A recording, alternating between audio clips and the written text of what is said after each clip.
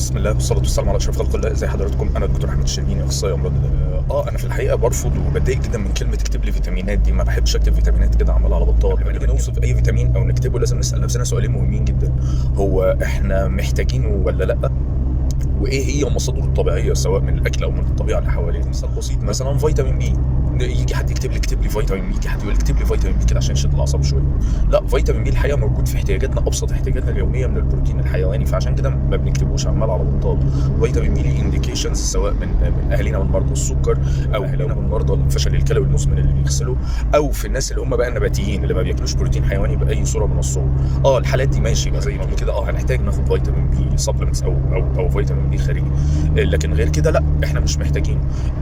نتكلم برضه عن باقي الفيتامينز بالتفصيل في الفيديوهات الجايه ان شاء الله، ونرد على كل اسئلتكم واستفساراتكم عنها بامر الله. ندعو الوالد بالرحمه والمغفره، ندعو لاهالينا في فلسطين والسودان بالصبر والثبات. دمتم بصحه وعافيه.